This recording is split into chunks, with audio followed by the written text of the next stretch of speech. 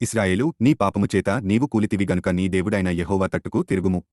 మాటలు సిద్ధపరచుకొని యెహోవా యొద్దకు తిరుగుడి. మీరు ఆయనతో చెప్పవలసనదేమనగా, మా పాపములన్నిటినీ పరిహరింపుము. ఎడ్లకు బదులుగా నీకు మా పెదవుల నర్పించుచున్నాము. నీవంగీకరింపదగనవి అవే మాకున్నవి. అష్షూరీయులచేత రక్షణ నొందగోరము. మేమికను భూములను ఎక్కము. మీరే మాకు దేవుడని మేమిక మీదట మా చేతి పనితో చెప్పము. తండ్రిలేని వారి ఎడల వాత్సల్యము చూపువాడవు నీవే గదా.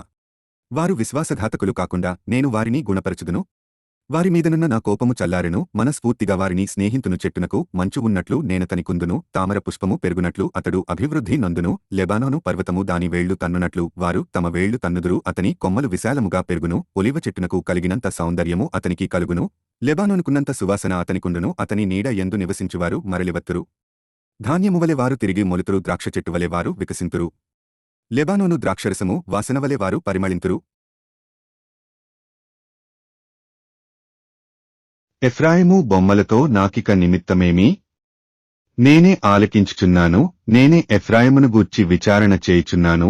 నేను చిగురుపెట్టు సరళ వృక్షము వంటి వాడను. నా వలననే నీకు ఫలము కలుగును. జ్ఞానులు ఈ సంగతులు వివేచింతురు. బుద్ధిమంతులు వాటిని గ్రహింతురు. ఏలైనగా యెహోవా మార్గములు చక్కనివి. నీతిమంతులు దానిననుసరించి నడుచుకొందురుగాని తిరుగుబాటు చేయువారి దారికి అది అడ్డము గనుక వారు తొట్రిల్లుదురు. హోషేయ 14వ అధ్యాయము 1-9.